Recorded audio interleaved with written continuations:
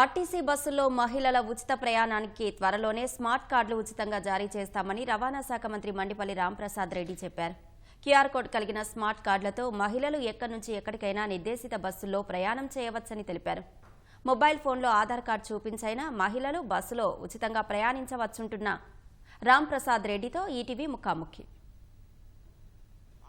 బస్సుల్లో మహిళలకు ఉచిత ప్రయాణం కల్పించే పథకాన్ని మరింత సమర్థంగా అమలు చేసేందుకు రాష్ట్ర ప్రభుత్వం మరిన్ని చర్యలు తీసుకుంటుంది. ప్రస్తుతం మనతో పాటు మంత్రి గారు ఉన్నారు. వారిని అడిగి ఈ పూర్తి విషయాలు తెలుసుకుందాం. సార్, ఆగస్టు 15th నుంచి మహిళలకు ఉచిత ప్రయాణం అమలు చేస్తున్నారు.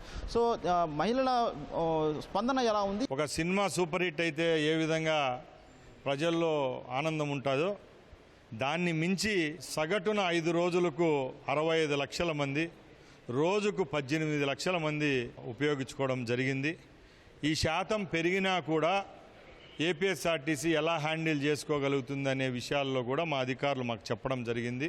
తిరుపతి తిరుమల మధ్య ఘాట్ రోడ్లో ఉచిత ప్రయాణం అమల్లో ఉన్నట్ట లేదా? తిరుమలకు సంబంధించి కొన్ని టెక్నికాలిటీస్ దృష్టిలో పెట్టుకొని కొండ ఎక్కేటప్పుడు స్టాండింగ్ ప్యాసింజర్లు ప్రయాణించినప్పుడు అక్కడ ఏమైనా సమస్యలు లేవనెత్తుతాయా, అలాగే రిజర్వేషన్లు బయట ప్రయాణికులు రిజర్వేషన్స్ చేసుకొని ఉంటారు జెంట్స్, అక్కడ లేవనెత్తే సమస్యలు, అలాగే ఒక డెస్టినేషన్ పాయింట్ నుంచి మధ్యలో అందరూ దిగేస్తే బస్సు పైకి పోయేటప్పుడు ఖాళీగా పోతే ఆ లేవనెత్తే సమస్యల మీద ఒక 6-7 విషయాల మీద మేము చర్చించడం జరుగుతూ ఉంది. ఈరోజు రాష్ట్ర వ్యాప్తంగా రోజుకు 18 లక్షల మందికి ఫ్రీ సర్వీస్ ఇచ్చే వాళ్ళము తిరుమలకు 5,000-6,000 మందికి కల్పించకపోవడం అనేది మా తప్పు కాదు. ముఖ్యంగా భద్రతా ప్రమాణాల పట్ల ఒక ఈక్వేషన్ ఉంది కాబట్టి దాన్ని దృష్టిలో పెట్టుకొని ఇది పనిచేస్తూ ఉంది.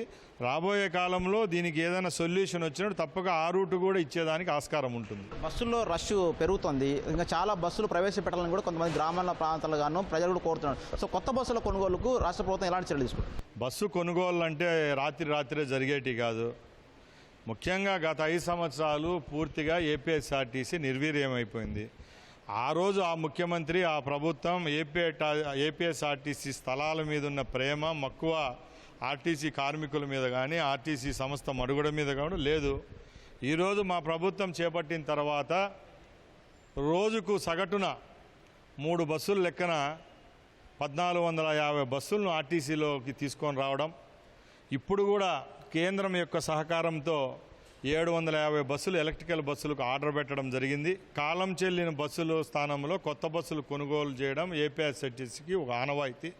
దానిలో భాగంగానే రేపు రాబోయే కాలంలో ఈ 3 సంవత్సరాల్లో సుమారు 2,500 నుంచి 4,000 బస్సులు ఏపీఎస్ఆర్టీసీ సమకూర్చే విధంగా ఏపీఎస్ఆర్టీసీ అలాగే రవాణా శాఖ చర్యలు తీసుకుంటుంది. సో ఉద్యోగుల కొరత కూడా, సిబ్బంది కొరత కూడా ప్రస్తుతం ఉంది. ఈ ఆర్టీసీలో రెగ్యులర్ నియామకాల కోసం ఎలాంటి చర్యలు తీసుకోబోతున్నారు?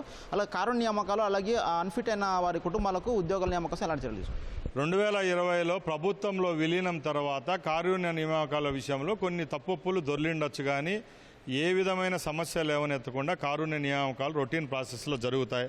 రెండోది, సిబ్బంది విషయానికి వస్తే కండక్టర్ల కొరత ఏపీఎస్ఆర్టీసీలో ఉంది.